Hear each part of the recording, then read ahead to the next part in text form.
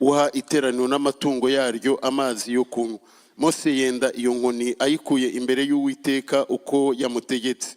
Mose na Aroni bateraniriza iteraniro imbere y'icyo gitare. Mose arababwira ati, nimwumve mw'abagome mwe, muri iki gitare twabakuriramo amazi? Mose amanika ukuboko akubita icyo gitare inkoni ye kabiri, kivusha amazi menshi, iteraniro riranywa ryuhira n'amatungo yaryo. Uwiteka abwira Mose na Aroni ati, kuko mutanyizeye ngo mwerekanire kwera kwanjye mu maso y'Abisirayeli, ntimuzajyana iri teraniro mu gihugu mbahaye. Ayo niyo mazi y'Imeriba, kuko Abisirayeli batonganije Uwiteka akerekanira muri bo kwera kwe. Imana idufashe. Reka twihute dusome no muri Luka ibice 19. Luc 19. Luka ibice 19 umurongo. Luc 19, verset 41, vous aviez dit? Yeah. Duhere ku murongo wa 41 tugeze kuri 44. Luc 19, 41 jusqu'à 44. Yesu aririra i Yerusalemu. Ageze hafi abona umurwa, arawuririra ati, uyu munsi nawe iyo umenya ibyaguhesha amahoro, ariko noneho bihishwa amaso yawe. Kuko iminsi izaza ubwo abanzi bawe bazakubakaho uruzitiro, bazakugota, bazakurinda cyane impande zose, kandi bazagutsembana n'abana bawe batuye muri wowe. Ntibazagusigira ibuye rigeretse ku rindi, kuko utamenye igihe wagenderewe. Imana idufashe. Reka dusoreze mu byakozwe n'intumwa. Actes des apôtres. Byakozwe n'intumwa ibice bitatu. Chapitre 3. Umurongo wa 19. Verset 19. Haranditse ngo, nuko mwihane muhindukire ibyaha byanyu bihanagurwe, ngo iminsi yo guhemburwa ibone uko iza ituruka ku Mwami Imana, itume Yesu ari we Kristo wabatoranirijwe kera. Amen. Amen. Yesu nashimwe. Que Jésus soit loué. Ndifuza ko uyu munsi wa none tuganira kuri aya magambo. Je souhaite qu'on partage ces paroles ce soir. Tugira tuti dufite icyifuzo kivuga ngo dusabe ibihe byo guhembuka. Et avec un thème qui dit demandons les moments de rafraîchissement. Dusabe ibihe byo guhembuka. Demandons les moments de rafraîchissement. Hari umuntu umwe wajyaga yigisha abantu akavuga ku by'ububyutse. Il y a quelqu'un qui prêchait les gens qui parlaient du réveil. Noneho akavuga ati tugiye gusenga Imana kugira ngo izane ububyutse. Et il disait, nous allons prier Dieu qu'il amène le réveil. Akavuga ati ndashaka ko Imana izana ububyutse muri iri torero. Il disait, je voudrais que Dieu amène le réveil dans cette église. Noneho agahagarara aho yarari. Et il se tenait là où il akagira était. gutya akabanza agaca akaziga. Et il traçait un cercle. Akavuga ati ngiye gusenga. Il disait, je vais prier. Ati twese dusenge. Et nous tous nous allons prier. Ati ariko ngewe ndaba ndi kubwira Imana ngo ububyutse izana ibuhere muri aka kaziga mpagazemo. Et il leur disait, moi je demande à Dieu d'amener le réveil à partir de ce cercle où je me tiens. Mu yandi magambo yashakaga kuvuga ngo ubwo bubyutse bumpereho. À d'autres mots, il voulait dire que le réveil doit commencer par moi-même. Hari igihe rwose tumenyera ibintu by'amasengesho tukumva nyine twasenga turi kumwe tukumva ni byiza. Et des fois, nous nous habituons à prier, nous nous sentons que nous devons prier ensemble. Ariko dukwiriye no kwiga gusenga amasengesho yacu bwite yanjye ngewe ngenyine. Mais nous devons apprendre aussi à prier la prière personnelle, individuelle. Ni byiza gusengera hamwe kuko burya no muziko inkwi nyinshi cyane nizo zatsa umuriro. Et c'est très important de prier ensemble parce que quand vous cuisinez, vous mettez beaucoup de bois, là ça donne beaucoup de feu. Ariko tumenyereye amasengesho ya rusange tukirengagiza amasengesho yanjye ubwanjye, usanga kenshi cyane dusigara tugenda dusenga amasengesho atatugirira umumaro. Mais si nous nous habituons à la prière dans l'assemblée, oublier la prière individuelle, des fois nous prions les prières Dukeneye inutiles. rero guhembuka. Nous avons besoin d'être rafraîchis. Ndashaka ko tuvuga cyane kuri aya magambo yombi, iminsi yo guhembuka cyangwa ibihe byo guhembuka. Et j'aimerais qu'on parle de ces deux mots, les jours de rafraîchissement ou bien les moments de rafraîchissement. ndagira ngo tubikoreho ubusesenguzi tuvuge kuri iryo jambo rivuga ibihe byo guhembuka. J'aimerais qu'on puisse en faire une analyse de dire les moments de rafraîchissement. Abafite bibiliya z'igifaransa baravuga hariya muri iriya verse twasomye mu byakozwe n'intumwa. Et ceux qui ont la version française, c'est dans ce verset que nous venons de lire en Acte 3, 19. hasa n'uhadusomera twumva uko bavuga mu gifaransa. Repentez-vous donc et convertissez-vous pour que vos péchés soient effacés. Verset 20. Afin que des temps de rafraîchissement viennent de la part du Seigneur et qu'il envoie celui qui vous a été destiné, Jésus-Christ. Mu gifaransa barakoresha ngo le temps. Bakoresha ngo ibihe. Ibihe niko bakoresha. Le temps. Mu kinyarwanda aho bavuze ngo iminsi yo guhembuka. En Kinyarwanda, on a parlé les jours de rafraîchissement. Ugiye mu nkomoko y'ururimi cyangwa se ya bibiliya yo mu rurimi bibiliya yanditswemo isezerano rishya ryanditswemo. Si tu vas dans l'étymologie, les origines, dans la langue dans laquelle cette parole a été écrite, abasesengura ibya bibiliya batubwira yuko isezerano rishya ryari mu kigereki mbere na mbere ryandikwa. Les commentateurs de l'église de la Bible nous disent que c'était en grec avant quand ça a été écrit. Isezerano rishya Dans la nouvelle alliance. Au Nouveau Testament. Nouveau Testament. Au Nouveau Testament plutôt. Na isezerano rya kera ryo ryanditswe mu giheburayo n'ikinyarameyi. Et dans l'Ancien Testament a été écrit en araméen et en grec. En hébreu. En hébreu aussi. Oui. Noneho mu isezerano rishya ririya jambo bavuze ngo le temps cyangwa se ibihe. Dans le Nouveau Testament, ce mot qu'on a dit, les moments où ibihe cyangwa iminsi. Yego mu rurimi rw'ikigereki bagira ijambo bagira amagambo bavugamo iryo jambo ryitwa ibihe. Dans la langue hébreu grec, ils ont les propres mots dans lesquels on prononce ce mot le temps. Twebwe iyo tuvuze igihe tuba tuvuze igihe nyine. Nous quand nous parlons du temps, c'est le temps. Ariko bo yo bavuze igihe bacyumvamo ibintu bitandukanye. Mais eux quand disent le temps, ils comprennent différentes choses. Hari igihe bavuga igihe.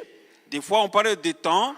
Bashatse kuvuga ijambo bita chronos. En voulant signifier le mot qu'on appelle chronos. Iryo jambo ryitwa chronos iyo barikoresheje baba bavuze ngo igihe. Lorsqu'on utilise ce mot chronos, il veut signifier le temps. Ariko icyo ni igihe kibarika. Mais c'est le temps qu'on peut dénombrer. Ni cya gihe dushobora kubara mu minsi. C'est le temps qu'on peut compter par rapport au jour, dans les heures, mu minota, dans les minutes, mu masegonde, ou dans des secondes, mu mezi, ou dans les mois, mu myaka, dans les années, mu binyejana, ou dans des générations, dans des siècles plutôt. No mu binyejana n'ibinyabihumbi. Et dans les millénaires. Siècles et des millénaires. Iyo bavuze batyo, iyo bavuze ngo igihe chronos cyangwa temps chronos bakoresheje iryo jambo baba bavuze muri biriya bihe bya bihe nyine twebwe tuzi kubara biri mu minota biri mu masegonde biri mu myaka nibyo bya bindi bijya bidutera kwizihiza za anniversaire nkavuga ngo nujuje imyaka iyi niyi maze imyaka iyi niyi ngiye aha hantu ndakoresha igihe kingana gitya icyo gihe baba bari gukoresha ijambo ryitwa chronos. Et lorsqu'on utilise ce mot chronos, eux ils utilisent ça pour signifier le temps qui est dénombrable. Des années, des jours, des semaines. C'est ce moment qu'on utilise pour célébrer nos anniversaires et autres. Ariko hari irindi jambo bajya bakoresha bashaka kuvuga igihe. Il y a un autre mot qu'on utilise pour signifier le temps. Bo bakoresha irindi jambo ryitwa kairos. Et ils utilisent un autre mot qui s'appelle kairos. Yo bavuze ngo kairos baba bavuze nabwo igihe. Lorsqu'il parle de kairos, il parle aussi du temps. Ariko igihe kairos ntabwo ari igihe kibarika mu myaka cyangwa mu minota cyangwa amasaha. Mais cela c'est pas le temps qu'on peut dénombrer en heure, en année ou en seconde. Ahubwo baba bashatse kuvuga igihe runaka igihe kigenwe ndetse babikoresha cyane yo bakuvuga igihe cy'Imana. mais ils veulent signifier un moment donné, un temps qui est là, et surtout le temps de Dieu. iyo usomye muri bibiliya y'ikigereki usanga ari ryo jambo ryakoreshejwe hariya muri iriya verse twasomye muri Luka 19. Lorsque tu lis la Bible en grec, tu vois que c'est ce mot qui a été utilisé, comme nous avons lu ce verset en Actes des Apôtres 3, verset 19. hariya Yesu aho yaginjiye ngo muri Yerusalemu akababwira ngo Yerusalemu Yerusalemu, akababwira ibizababaho, yagiye gusoza iryo jambo aravuga ngo kuko utamenye igihe wagenderewemo. Et lorsque Jésus entra en Jérusalem, lorsqu'il a dit Jérusalem, Jérusalem, parce que tu n'as pas connu le moment où tu as été visité. byashakaga kuvuga ngo igihe cy'Imana wagendererewemo ntabwo wakimenye. Cela voulait dire que le moment où tu as été visité par Dieu, tu ne l'as pas reconnu. aho ngaho hakoreshejwe ijambo ryitwa kairos. Là, on a utilisé le mot qu'on appelle kairos. ntabwo hakoreshejwe chronos. On n'a pas utilisé ce mot qui s'appelle chronos. ndashaka kugutandukaniriza aya magambo yombi. Je voudrais qu'on fasse la différence nubwo entre les twebwe deux mu mots. rurimi rwacu tuyavuga mu buryo bumwe tukavuga ngo ni igihe n'igihe. Même si dans notre langue, dans notre langage, on dit c'est le temps, mais c'est différent. kiriya gihe cyitwa kairos Ce temps qu'on appelle kairos, ni igihe kitabonekera. c'est le moment qu'on ne trouve pas souvent. ni igihe cyiza kigenwe n'Imana ubwayo. C'est le moment qui vient, mais qui a été décidé par Dieu lui-même. navuga ngo ni igihe Imana itegurira umuntu wese cyo kumugendereramo. C'est le moment que Dieu prépare pour visiter quelqu'un. icyo gihe rero ntabwo kibonekera. Et c'est un moment qu'on n'a pas tout le temps. iyo kikugezeho kikakurengaho uba utakaje bikomeye. Lorsque ce moment arrive et que ça te dépasse, c'est fini, tu as perdu. mu yandi magambo sinzi uburyo nabigereranya nkavuga ngo ni igihe cy'amahirwe y'Imana cyangwa ni igihe kidasanzwe cy'Imana, ni opportunité y'Imana ibiguhaye, yuyirase ukayirengagiza ubuhombye bikomeye. Et je dirais que c'est une grande opportunité que Dieu t'offre. Si jamais tu la rates, tu as perdu beaucoup de choses. icyo gihe rero ku bantu kiratandukana. Et ce moment est différent selon les personnes. amaniveriseri y'imyaka yandi tubarira muri cya gihe kronos abize indimi murumva bijya kujya muri rya jambo ryitwa chronology, kubara ibihe n'ibindi. icyo cyo ubasha kukibara ukagihuza n'undi. ejo bundi nabonye bavuga ngo abagize anniversaire, ntabwo ari muri iteraniro ryari mu ry'abajene, abagize anniversaire ngiye kubona mbona hagurutse nk'abangahe bati twese ati muri uku kwezi twagize anniversaire. ni ukuvuga ngo mu gihe chronologique, mu gihe cya kronos bafite aho bahurira. nshobora guhuza nawe umunsi, nshobora guhuza nawe isaha tuvukiraho, ariko igihe cyo kugendererwa n'Imana ntabwo dupfa kugihuza. Et ce moment de chronos, c'est un moment qu'on peut dénombrer, et ce qui veut dire que les gens peuvent avoir le même moment, hein? Comme les anniversaires, vous pouvez avoir le même jour d'anniversaire et autres, mais le moment de kairos, c'est un moment qu'on ne trouve pas à tout le monde, c'est différent. noneho rero abisirayeli babayeho, Et les Israélites ont vécu, igihe kiragera et le moment est arrivé. basigara bari mu migenzo n'imihango gusa.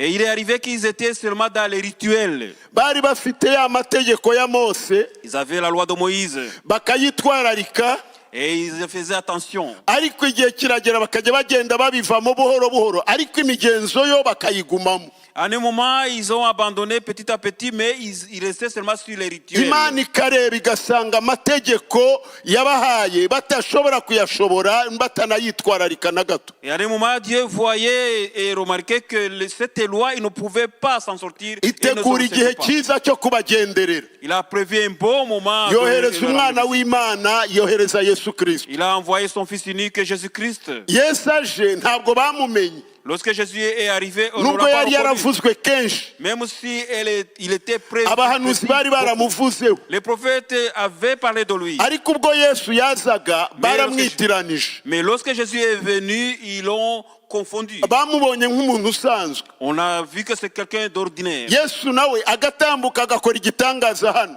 Et Jésus passait, faisait un miracle ubwo quelque Imana iri part. gushaka kubereka yuko yaje. Et Dieu voulait lui montrer ejo que Dieu akagera était hariya venu. agakora ikindi Il gitangaza. arrivait quelque part, il faisait encore un miracle. abandi bati reka reka uriya se si mwene Yosefu. Et les autres disaient, mais c'est le fils de Joseph. barakomeza birengagiza iby'agakiza k'Imana. Ils ont continué à négliger ce qui est du salut de barakomeza Dieu. gusa bakajya bishimira urusengero bari bafite. Ils étaient contents seulement de leur église, de leur bakishimira chapelle. ko ari abakomoka kuri Aburahamu gusa. Et ils étaient fiers qu'ils sont de la génération ariko gusabana no d'Abraham. gushyikirana n'Imana reka da. Mais la communion avec le Seigneur, il n'y avait rien. igihe kimwe kiragera ngo Yesu yinjira muri Yerusalemu. Mais à un moment, Jésus entra à wareba uwo Jérusalem. murwa birataga. Il a vu la ville pour laquelle ils étaient abwira fiers. ngo Yerusalemu, aravuga ati Yerusalemu Yerusalemu. Il a dit, Jérusalem, Jérusalem. ngo ibihe byinshi nashatse kukubundikira nk'uko inkoko ibundikira imishwi yayo. Beaucoup de temps, j'ai voulu te couvrir comme la poule couvre ses poussins. ngo ariko ntiwabyitayeho. Mais tu n'y as pas fait ngo attention. none igihe kizagera abanzi bawe bagutere bakugote. Il y aura un moment, tes ennemis vont t'attaquer. ngo Ils vont t'entourer. bazagusenya ngo nta n'ibuye rizasigara rigeretse ku rindi. Ils vont te détruire. Il n'y aura aucune pierre qui sera restée sur une autre. ijambo risoza riravuga ngo kuko utamenye igihe wagenderewe. Mais là, à la fin, la parole dit, parce que tu n'as pas reconnu le moment où tu as été visité. ni ukuvuga ngo mu bihe bindi byose wari ufite hari igihe Imana yagennye cyo kukugenderera ariko ntiwakimenye. Tout le temps que tu avais, il y avait un moment prévu par Dieu pour te visiter, mais tu n'auras pas reconnu.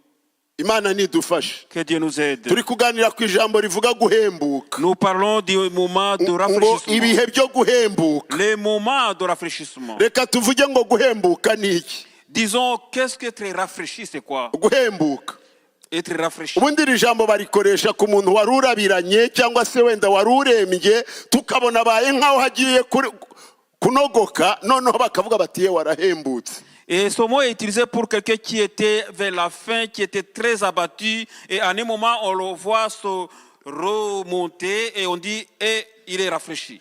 n'ibihingwa nabyo hari igihe birabirana kubera izuba cyangwa se kubera amapfa ariko byakongera kubona amazi bakavuga ngo birahembutse. Et les plantes aussi, des fois, ils sont abattus parce qu'il y a le soleil, il n'y a pas d'eau. Mais quand vous mettez d'eau, ils se revivifient. mu yandi magambo rero dushobora kuvuga ngo guhembuka ni ukugarura ubuzima.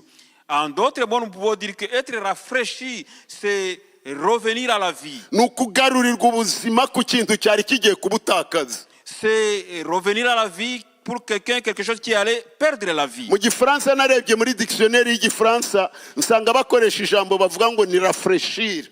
Et guhembura. dans le sens, ok, j'ai vu dans le dictionnaire, on dit rafraîchir, rafraîchissement, c'est rafraîchir, guhembuka. yego Yeah. ahandi bitewe n'ikintu gigomba guhembuka hari aho bavuga ngo renouveler. Ça dépend de ce de quoi on parle. Des fois, on dit c'est le renouvellement. cyangwa reconditionner. Donc, kuvugururwa, kuvugururwa guhembuka kugarurirwa ubushya. donc revenir à la vie, le renouvellement. mu cyongereza nabo bafite ukundi babivuga. En anglais, ils ont aussi bavuga le ngo to terme. refresh.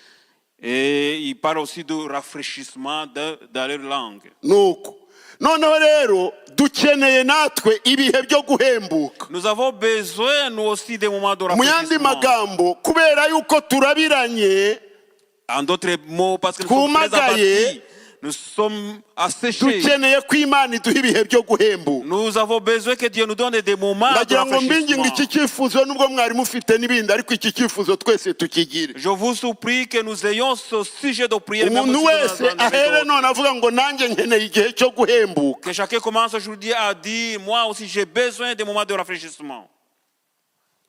ibi bihe byo guhembuka turabikeneye. Nous avons besoin de ces moments de rafraîchissement. hari impamvu ituma tubikenera. Il y a la raison. Il y a des kuko iyo raisons. umuntu aguye umwuma Lorsque quelqu'un est assoiffé, buriya ikiba kigiye gukurikira no gupfa kuba kwegereje. ce qui s'ensuit, c'est la mort. Imana nidufashe. Que Dieu nous aide. iyi minsi yo guhembuka turayikeneye. Ces moments de rafraîchissement, nous en avons besoin. cyangwa ibihe byo guhembuka turabikeneye. Ou des moments de rafraîchissement, nous en avons besoin. ntawubasha rero kumenya ibyiza by'Imana akiri muri kuriya kuzahara atahembutse. Personne ne peut connaître la bonté de Dieu sans être dans ces moments de Imana ishobora kugukorera ibintu byinshi ariko kuko ugwengeye cyane mu mutima ukajya ubibona nk'ibisanzwe. Dieu pourrait te faire beaucoup de merveilles, mais parce que tu es asséché, tu ne vas pas le remarquer. Imana ishobora gukora ibitangaza ikabikorera abantu batandukanye, ikabikorera mu gace gatandukanye, ariko abazamenya ko Imana yakoze ni babandi bafite guhembuka ko mu mutima. Dieu pourrait faire beaucoup de miracles tout autour de toi, mais si tu n'as pas ce moment de rafraîchissement, tu ne vas pas le remarquer. Abandi babibona nk'ibintu bisanzwe. Les autres diraient que c'est Abandi normal. bakavuga bati twagize ishaba, twagize amahirwe, twagize tombora. Les autres disent c'est la chance, c'est une chance qui est Ariko arrivée. Imana iba yagize umugambi wo kukugirira neza, ariko kugirirwa neza n'Imana ntubimenye n'ishyano. Mais Dieu a prévu de te faire du bien, mais lorsque Dieu te fait des merveilles que tu ne reconnais pas, c'est grave. Reka tuvuge gatoya ku ngorane zo kugwa umwuma. Parlons un peu des difficultés de tomber, d'être asséché. Ijambo ry'Imana ryatubwiye inkuru y'Abisirayeli. La parole de Dieu nous a parlé de l'histoire des Israélites. Abisirayeli ngo bamaze kwambuka ya nyanja itukura, Lorsqu'ils ont traversé la mer Rouge, ngo bageze ahantu baza kwinjira mu butayu bwitwa Zini. ils sont arrivés dans le désert qui s'appelle Tine. Bahageze ngo babura amazi. Arrivés, ils n'ont pas trouvé d'eau. Bamaze kubura amazi, Lorsqu'ils ont manqué d'eau, batangiye kwivovotera Mose. ils ont commencé à se lamenter contre Moïse. Ndetse baramusanga baramubwira bati ariko harya wowe ibyo watubwiraga wa musaza we urabona bigenze bite? Et ils se sont approchés de lui, lui ont dit, mais ce que tu nous disais maintenant, où ça se passe comment? Watuvaniye iki mu Egiputa? Pourquoi tu nous as fait quitter Dore l'Égypte? tugiye kwicwa n'inyota hano. Nous serons morts de la soif. Inyota y'akanya gatoya La soif des petits moments ibibagije imibabaro babagamo mu Egiputa. leur a fait oublier toutes les souffrances qu'ils avaient en Égypte. Ibibagije ya mirimo y'agahato bakoraga. Ils ont oublié la servitude qu'ils faisaient en Égypte. Iyo umuntu aguye umwuma muri iyi nzira y'agakiza, Lorsque quelqu'un est asséché dans son ajya pèlerinage, yibagirwa uburetwa yakoraga kwa Satani. il oublie la servitude qu'il faisait chez le diable. Iyo umuntu aguye umwuma muri iyi nzira y'agakiza, Dans son pèlerinage du salut, lorsque ajya vous êtes asséché, yibagirwa ukuboko gukomeye kw'Imana kwamuvanyeyo. il oublie la main puissante qu'il a tirée de là. Abisirayeli bibagiwe ya Mana yakoze ibitangaza bikomeye ikabambutsa. Les Israélites ont oublié ce Dieu qui a fait des miracles pour les faire traverser. Bibagiwe rya joro ryari riteye ubwoba ubwo bari bashorewe n'ingabo za Farawo. Ils ont oublié cette nuit terrifiante où ils étaient assujettis par l'armée de Kubera l'Égypte. inyota y'umunsi umwe. Parce que la soif d'une journée. Inyota ibakubise, Lorsqu'ils sont frappés par cette soif, bibagiwe na wa muntu babonaga nk'umucunguzi Imana yari yakoresheje Mose, ils ont oublié celui que Dieu a mis devant eux qui était Moïse. ngo baramwitotombera batangira no kumubwira nabi baramwubahuka. Et ils se sont lamentés contre lui et même ils lui ont manqué du Iyo respect. twishwe n'umwuma wo mu butayu, Lorsque nous sommes asséchés par la soif twubahuka n'abo twubahaga. nous manquons du respect à ceux que nous devions Iyo respecter. twishwe n'umwuma wo muri uru rugendo, Lorsque nous sommes frappés par la soif de abo ce twigeze pèlerinage, tubona ari ab'umumaro imbere yacu, ceux que nous trouvions utiles devant nous, dutangira kububahuka tukabona nk'abatagize icyo bamaze. nous commençons à les voir comme ils ne valent Ngo rien. bitotombera Mose cyane. Ils se sont lamentés contre Moïse.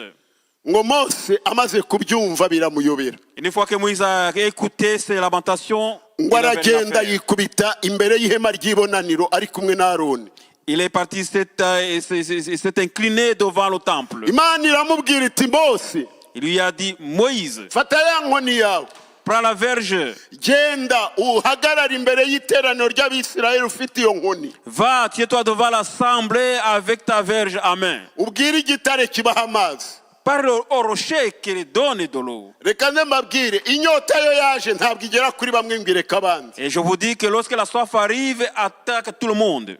Uko kugwengera ko mu butayu Mose nawe kwari kwamugezeho. Cet assèchement du désert était arrivé aussi à Moïse. Kandi iyo nyota yaje mu bugingo bw'umuntu arumvirana ntabwo yumva neza. Cette soif, lorsqu'elle arrive dans la vie de quelqu'un, il n'entend pas bien. Mose abwiwe n'Imana ngo nimugende muhagarara imbere y'igitare mukibwire kizana amazi. Dieu dit à Moïse d'aller dire au rocher de donner l'eau. Ariko umwuma utuma yumvirana aragenda ageze imbere y'igitare. Mais l'assèchement a fait que Moïse n'a pas bien entendu. Il est arrivé devant le rocher. Hari ibintu bibiri bikomeye cyane. Il y a deux choses très Nari importantes. maze kubabwira uburyo bari bamuhangaye bamutesheje umutwe. Je vous disais comment on se lamentait contre lui. Il avait perdu Kubera la tête umwuma nyine. à cause de la soif. Noneho nawe umwuma wamugezeho ingaruka z'umwuma zimugeraho. Et lui aussi, il est assoiffé. Il y a les conséquences de la soif sur lui. Nimwibuke ko hari umunsi umwe Imana yigeze ishaka gutsemba bariya Bisirayeli kubera kwinangira imitima. Vous vous rappelez que Dieu a voulu exterminer le peuple à cause de leur rébellion. Mose icyo gihe yari yuzuye, Et Moïse était plein. bituma uwo munsi yuzura impuhwe n'imbabazi. À ce moment-là, il était plein de pitié Ngo et de yikubita bonté. imbere y'Imana aravuga ati Mana byazavugwa hehe mu banyamahanga. Il s'est incliné devant Dieu. Il dit, qu'est-ce qu'on dira dans les nations? Bazagira ngo aba bantu wananiwe kubageza mu gihugu wabasezeranije none wabatsembeye mu butayu. On dirait que tu n'as pas été capable de les Aho amener dans kugira le ngo pays de ubikore Canaan. utyo nanjye umpanagure mu gitabo wanditse. Et Moïse dit, au lieu de le faire ainsi, extermine-moi Aho aussi. ngaho yari agifite wa mutima wa gishumba w'impuhwe. À ce moment-là, il avait encore son cœur de pèlerin. Ariko bwa butayu nawe bwamukubise kandi bamutesheje umutwe kubera umwuma wari ubarimo. Mais lorsque le désert aussi l'avait abattu et qu'il Iyo avait umwuma perdu la ugeze tête, mu bakirisitu lorsque l'assèchement arrivait dans les rimwe na rimwe fidèles, bavuga amagambo ashobora gukamura n'abashumba babo. des fois, il parle des paroles qui peuvent assécher leur berger. Umva Mose ukuntu byamugendekeye. Écoute ce qui s'est passé à Aravuga ngo Moïse. nimwumve mwabagome mwe. Il dit, écoutez, rebelles, Ba bantu yajyaga agirira impuhwe. ces gens-là dont il avait pitié, Noneho atangiye kubita abagome. il commence à les appeler rebelles. Ibyo ni ibituruka hehe? Ça vient d'où? Mu mwuma. Dans l'assèchement. Umwuma wakomotse muri ba bandi Dans l'assèchement qui vient de nawe watangiye cela. kumugiraho impact. Et lui aussi, ça l'impacte. Noneho nkaho yakibutse n'iby'Imana yavuze Mais au lieu de se rappeler ce que Dieu lui a babwire dit igitare pour parler au rocher, ahita yegura inkoni ati murambona nabakuriye amazi muri iki gitare mwabagome mwe. il prend la verge et dit, est-ce que vous, rebelles, vous Uwo pensez que je mwanya peux azamura sortir inkoni ngo l'eau? akubita igitare. Et à ce moment-là, il a frappé le rocher. Kuko amazi araza. Et l'eau est sortie. Abasemura ibya Bibiliya baravuga ngo cya gitare cyari Kristo. Et les commentateurs de la Bible disaient que le rocher là était Christ. Mose aramwikubitira.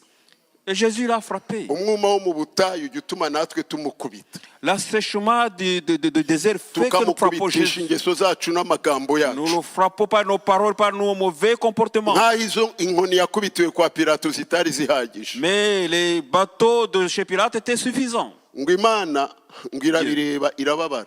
Dieu l'a regardé et a été triste. Amazi barayabona baranywa. Ils ont eu l'eau, ils ont bu. Ariko ihita ibwira Mose ati kuko mutanyubahishije. Mais il dit à Moïse, parce que vous m'avez manqué la foi, Ndirahiye cya gihugu ntabwo muzakinjiramo. je le dis, vous ne rentrerez pas dans ce pays-là.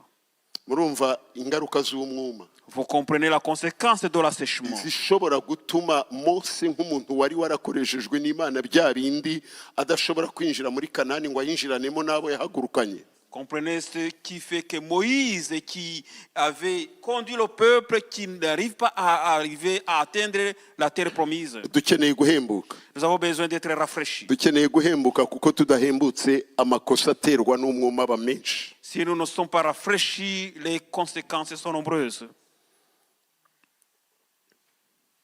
Urugendo rwo mu butayu Le voyage dans le désert rwari rwabananije rurabakamura. les avait affaiblis et ils étaient très abattus. Bibagiwe ineza y'Imana. Ils ont oublié la bonté de Dieu. Bibagirwa n'ubwihare Mose yajyaga ahingukana imbere ya Farawo ayahaza amagara ye. Farawo yashoboraga kumwica. Ils ont oublié ce zèle par lequel Moïse apparaissait devant Pharaon. Ariko kubera umwuma ibyo ntibabyibutse. Mais à cause de l'assèchement, ils ne se sont pas souvenus de ça. Baramuhangaye baramutuka. Ils ont osé l'insulter. y'abakristo duhuye n'umwuma muri ubu butayu, lorsque les fidèles nous rencontrons ujya la soif, butwibagiza imirimo ikomeye Imana yigeze ikora. il nous fait oublier les grandes choses que Dieu a fait. Hari ahantu wigeze ugera nawe ubona yuko ibyawe birangiye, Il t'est arrivé à un moment, tu pensais que tout était fini, ugiye kubona ubona ineza y'Imana irakugaragariye, mais à un moment, tu as vu que la bonté du Seigneur t'est apparue. ariko none hari ubutayu waba ugezemo ku buryo bya bindi byose utakibyibuka. Mais aujourd'hui, tu es arrivé dans un désert où tu oublies tout ça. Nari navuze ngo ubutayu bujya butwibagiza n'uburetwa twakoreshwaga na Satani. J'ai dit que le désert nous fait oublier la servitude que nous avons fait chez le diable, chez Satan. Ejo bundi tuganira narababwiye ngo tujye duhora tuzirikana ko intego yacu ari ukujya mu ijuru. La fois passée, quand je vous ai dit que rappelons-nous que l'objectif d'aller au ciel. Imigisha yose twagira ntituzigere na rimwe twibagirwa ko intego ari ukugera mu ijuru. Quelles que soient les bénédictions que nous pouvons avoir, n'oublions pas que notre but c'est d'aller au ciel. Ariko y'umwuma wo mu butayu twinjiranye tujya twibagirwa intego y'urugendo. Mais lorsque l'assèchement du désert nous atteint, nous oublions notre objectif. Ubutayu butuma twanduranya tukubahuka abo twubahaga. Le désert nous confusionne et nous manquons du respect à ceux que nous devions respecter. Ubutayu ni bubi cyane. Le désert est très mauvais. Nyamara no muri ubwo ngubwo Imana ijya idutegurira igitari muri ubwo butayu cyo kuduhemburiraho. Même dans ce désert, Dieu prépare le rocher pour nous rafraîchir. Reka tuvuge ku itorero naryo riri mu butayu.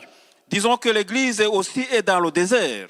Ntabwo mvuga kuri iri torero rya hano. Je ne parle pas de cette église d'ici. Ntabwo mvuga ku itorero rya hariya cyangwa hano. Je ne parle pas de l'église d'ici et de là. Ndashaka kuvuga ku itorero muri rusange, itorero rya Kristo mu isi. Je voudrais parler de l'église en général, l'église de Christ. Reka turebe ukuntu ryagiye rinyura mu bihe by'ubutayu. Voyons comment cette église a traversé les moments de désert. Kuva itorero rikivuka, Depuis que l'église est née, muri cya gihe cy'intumwa, au moment des disciples, itorero ryahuye n'ubutayu bukomeye cyane. l'église a rencontré le désert.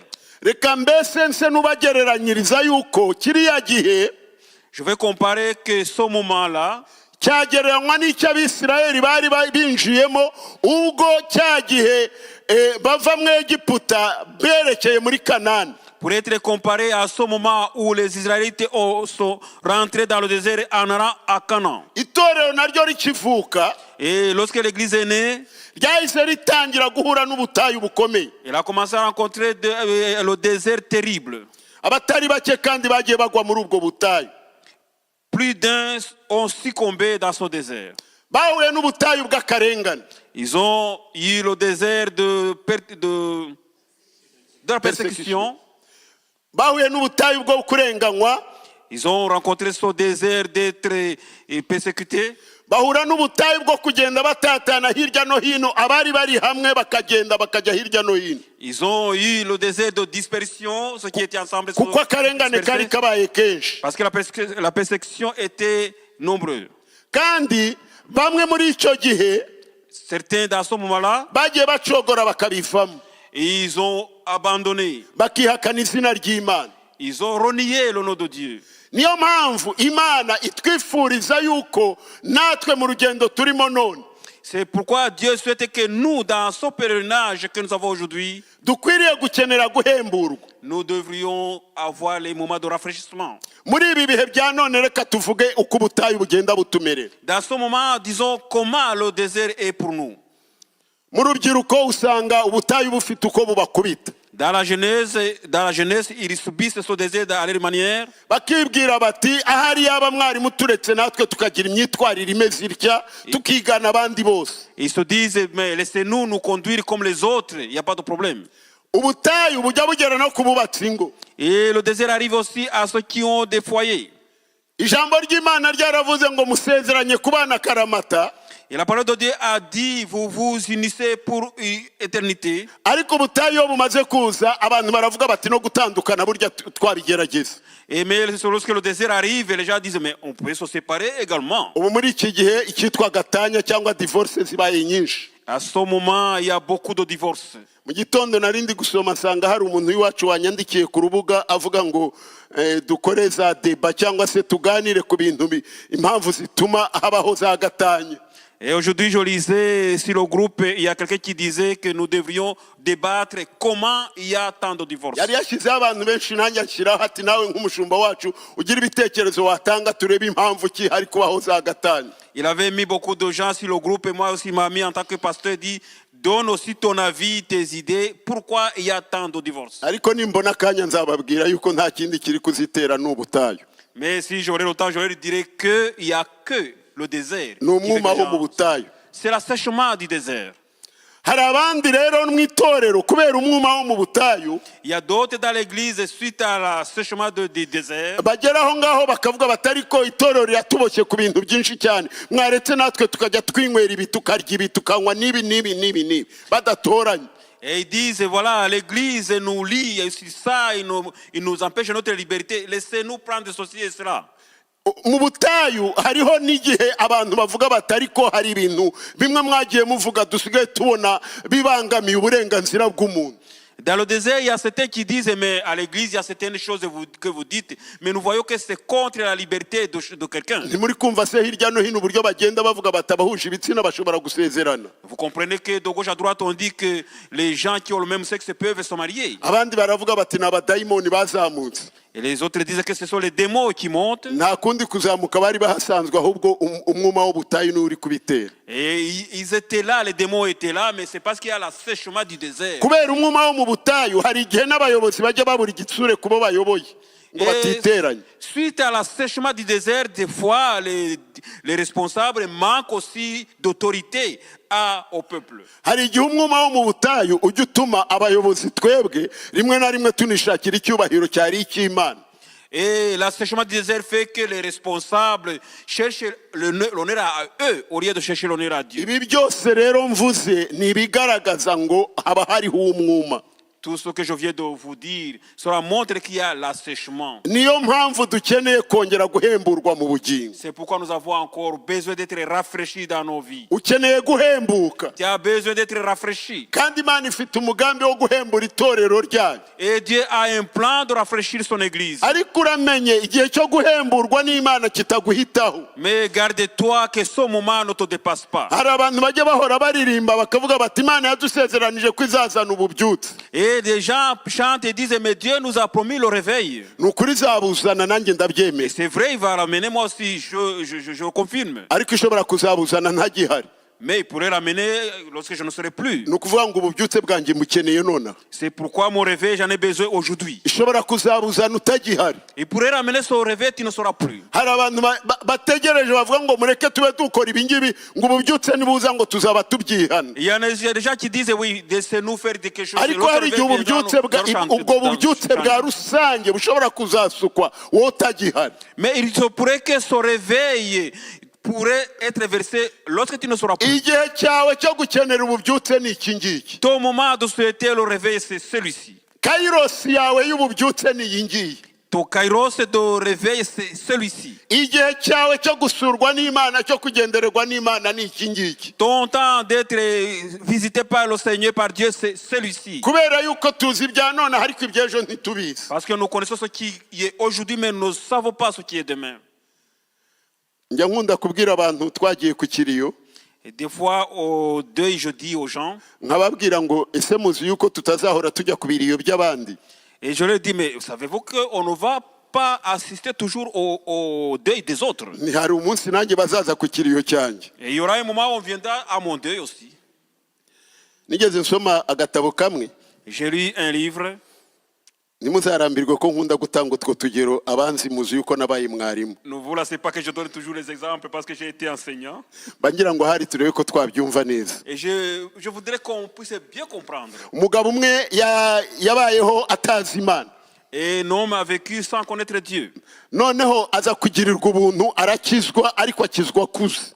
Il a eu la grâce d'être sauvé, mais étant adulte, étant âgé. Arebye ibyiza byo mu gakiza aravuga ati igihe cyarancitse. Lorsqu'il a vu le bienfait du salut, il a dit, mais le temps m'est dépassé. Ati mba narabwirije abantu benshi bagahinduka nabo bakakira umwami Yesu. J'aurais dû prêcher tant de personnes pour qu'ils changent, qu'ils viennent à Jésus. Amara igihe asenga yumva yifite kwicuza mu mutima ko yatinze gukizwa. Il a prié beaucoup longtemps pour dire, voilà, j'ai perdu le temps d'être sauvé. bigeze aho ngira ngo ni umwuka wera wamuhaye igitekerezo. À un moment, le Saint-Esprit lui aurait donné une idée. Aragenda, yari umutunzi, agura ahantu muri mise mu nzu ndangamurage. Il était riche et il est parti, il a acheté quelque part dans un musée. Aragenda agura akantu kangana n'uko aka kameza kangana. Il a acheté quelque chose qui a la dimension de cette table. Aravuga ati aha hantu muhampe mumbwire igiciro mpagure haba hanjye nishyura amafaranga yose mushaka. Il a dit, donnez-moi cet espace-là, dites-moi le prix, je vais payer, mais ça sera ma propriété. Ati noneho se uzahakoza iki? On lui demandait, mais qu'est-ce que tu vas en faire? Ababwira icyo azakora. Il a dit ce qu'il va en faire. Aravuga ati ndashaje ndabona igihe cyegereje nshobora kuzagenda mu minsi mikeya. Il leur a dit, voilà, je suis avancé en âge, il se peut que je parte d'ici peu. Ati ndavugana n'abo umuryango wanjye nimara gupfa bazashyira umubiri wanjye ahantu umubiri numara gushiraho bazavaneho aka gahanga konyine ibindi bagiye gushyingura.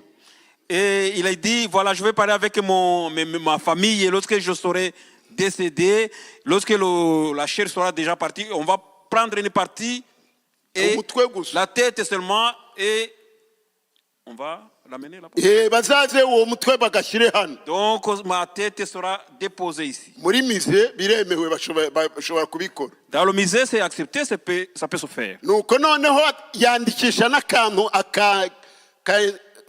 kanuza keza cyane agaplaque keza bakandikaho. Il a fait écrire une petite plaque, on a bien écrit. Noneho ngo bazaza bagashyiraho ngaho iruhande rwako gatwe. Donc la plaque serait mise à côté de sa tête. Kari kanditseho amagambo avuga ngo. Et il y avait ces mots inscrits sur cette plaque. Byari byanditse mu gifaransa noneho nawe uvuga ikinyarwanda. C'était écrit en français. Je vais le dire en français. Hari handitse ngo hier j'étais comme toi. Ejo nari meze nkawe. Demain tu seras comme moi. Ejo uzamera nkanjye. Ayo magambo yonyine. Seulement ces mots. Bafata ko gaplaque bagashyiraho ngaho. Ils ont pris la plaque et l'ont ba mukerarugendo bajya batambuka. Lorsque les touristes passaient, bakareba bakabona agahanga k'umuntu kari aho ngaho. Est-ce qu'ils voyaient la tête de quelqu'un là? Batese uyu yarindi. Et on se demandait, mais qui était cet homme? Bati ngombwa sa amazina ahubwo ngombwa n'ubutumwa aguha. On disait, c'est pas important la personne, mais l'important c'est le message. Ati soma wumva icyo akubwira. Lis et vois ce qu'il te dit. Arakubwira ngo hier ejo hashise. Il dit hier.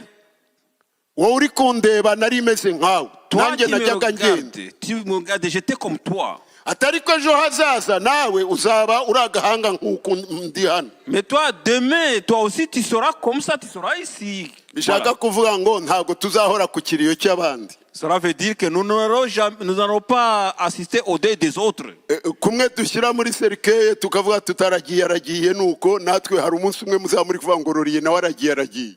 La manière dont on dépose le corps dans le cercueil, on dit il part. Et un moment, vous direz, Laurier, lui aussi, il part. Ndabona bamwe mugize ubwoba hari umunsi nawe tuzaba turi kuvuga ngo kanaka nawe uragiye. Je sens que certains ont peur, mais il y aura le moment pareil. Kandi nta muntu n'umwe ushobora kudetermina kuvuga ngo muri twe twese abicaye hano ninde uzagenda ejo ninde uzagenda umwaka utaha twese dushobora kugenda. Et vous le savez, personne ne peut déterminer qui sera le prochain, qui va partir. Nous pouvons partir tous. Niyo mpamvu igihe cyo guhembuka twese turagikeneye. Ainsi le moment de rafraîchissement nous kugira ngo Yesu tous Kristo umwana w'Imana azasange ubugingo bwanjye butunganye. Pour que le Seigneur Jésus-Christ vienne au moment où ma vie est bien préparée. Ntushobora kwitegura gusanganira umwami wawe ufite uwo mwumungana utyo. Tu ne peux pas te préparer à rencontrer ton Seigneur alors que tu es asséché. Ntabwo ushobora kwitegura kujya taha mu ijuru umwuma uri mu bugingo bwawe ungana utyo. Tu ne peux pas te préparer à rentrer au ciel avec un tel assèchement. Mu byifuzo byose umaranye igihe fata iki ngiki ugishyira imbere. Dans tous les sujets de prière que tu as il y a longtemps, prends celui-ci en priorité. Uvuga uti mwami ndakeneye guhembuka nkeneye igihe cyo guhembuka. Dis Seigneur, j'ai besoin des moments de rafraîchissement. Uhembura ubugingo bwawe. Viens me rafraîchir, viens rafraîchir ma vie. Yesu nashimwe. Que Jésus soit loué. Yaba mwari munkundiye mwari guhaguruka tukaririmba n'indirimbo. Si vous acceptez, vous pourrez vous mettre debout, nous allons chanter ensemble. Hari indirimbo nifuza ko turirimba sinzi niba muyiririmba nkanjye. Et j'ai besoin qu'on chante ce cantique. Je ne sais pas si nous avons la même mélodie. Nimugushimisha. Et le première partie du recueil. Première partie, numéro. indirimbo ivuga ngo mwami utuvubire imvura. 32 yego Cantique numéro 32. ngo mwami utuvubire imvura nk'uko wasezeranye, twumva twumye mu mitima uduhembuze imvura.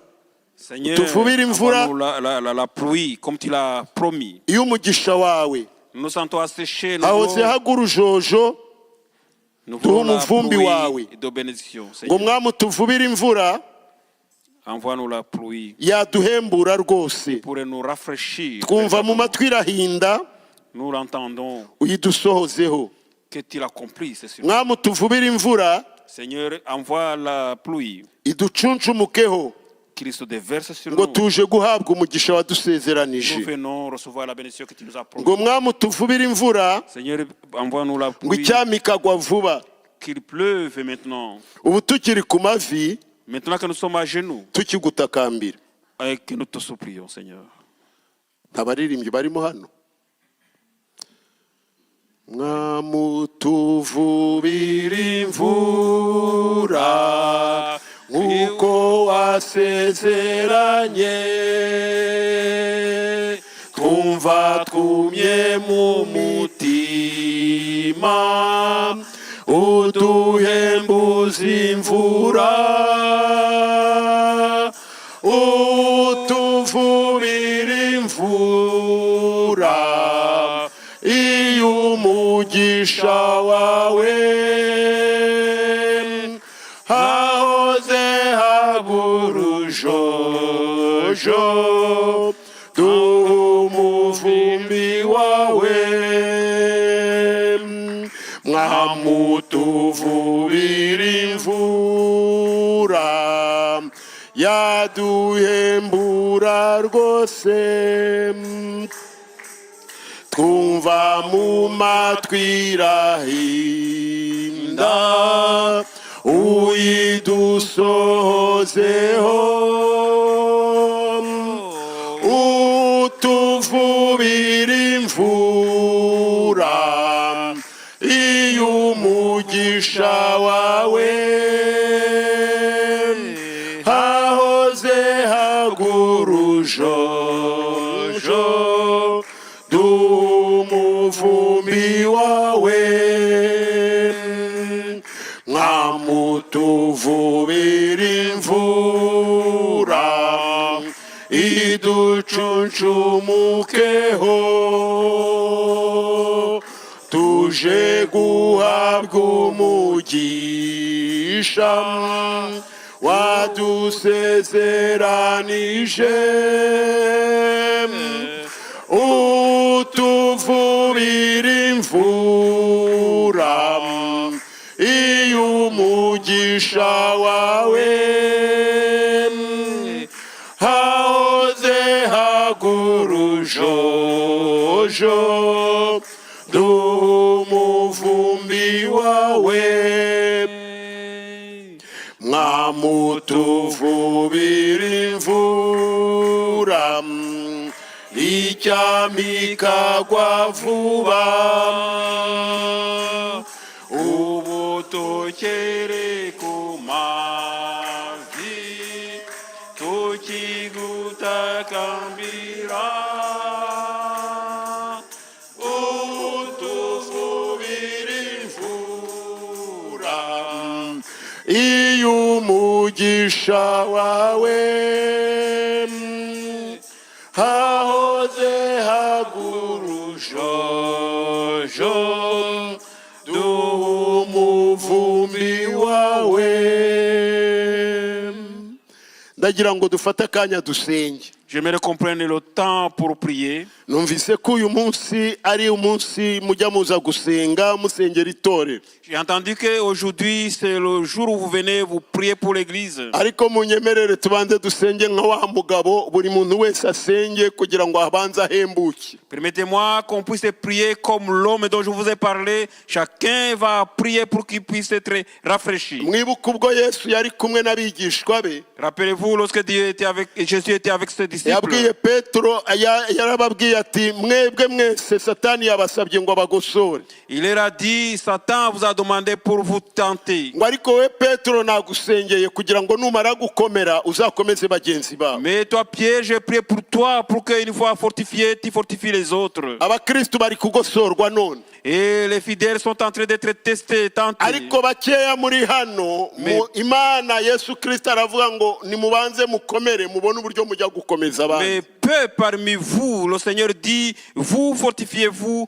pour que vous puissiez fortifier les autres. Kandi niwakomera mu mugingo bwawe hakayutse haryo, Mais tu ne peux pas être fortifié si tu es asséché. banza usabe guhembuka. Demande d'être rafraîchi d'abord. Numara guhembuka Il faut urasabira rafraîchir. n'itorero guhembuka. Une fois rafraîchi, tu vas demander pour le rafraîchissement. Ndagira de ngo l'église. rwose dufate akanya dusenge, buri muntu wese abwira Imana, yinginga Imana ati Mana hembura ubugingo bwanjye. J'aimerais qu'on prenne un moment que chacun puisse prier et dire, Seigneur, rafraîchis ma vie. Kandi ikintu kijya gitera umwuma si ikindi, ni ibyaha byo mu mutima. Et ce qui cause l'assèchement, ce n'est rien d'autre que les péchés du cœur. Niba hari icyo wumva kikuzitira gituma kizana umwuma mu bugingo bwawe, Si tu sens qu'il y a quelque chose qui t'empêche d'avancer, qui amène l'assèchement dans ton cœur, ubwira Imana ati Mwami Yesu Kristo mbabarira.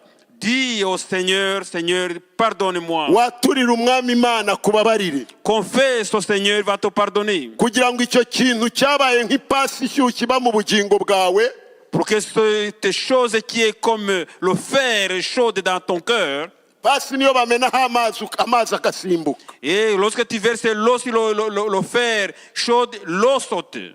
Ariko ubwira Imana ngo ndashaka kumpembura mu mutima. Dis à Dieu, Seigneur, je veux que tu me rafraîchisses dans mon Ikintu cœur. cyose cyatuma numagara mu mutima kinkuremo. Tout ce qui peut m'assécher dans mon cœur, tu l'enlèves. Wakimenye Umwuka Wera yakuganirije. Et tu vas le reconnaître, le Saint-Esprit va te parler. Ubutayu wanyuzemo hari ibyatumye muri wowe wumagara. Le désert que tu as traversé, il y a des choses qui ont fait que tu es asséché. Ubutayu bw'imibabaro, Le désert de tristesse, ubutayu bwo kuriganywa, le désert d'être escorqué, ubutayu bw'amagambo bakuvuze, le désert des mots qu'on a parlé de toi, ubutayu bw'ingorane ufite mu muryango wawe, le désert de toutes les difficultés dans ta famille, ubutayu ugezemo kubera amagara yawe, uburwayi n'ibindi. le désert de ta santé. Ibyo byose hari igitare cyitwa Kristo Yesu wanyweraho ugahembuka. Tout cela, il y a le rocher qui est Jésus-Christ. Tu pourrais boire, tu serais rafraîchi. Dusenga Imana. Prions le Seigneur. Alléluia. Mwami Imana yacu, mu izina rya Yesu Kristo twongeye kugushimira, utugiriye neza muri uyu mugoroba.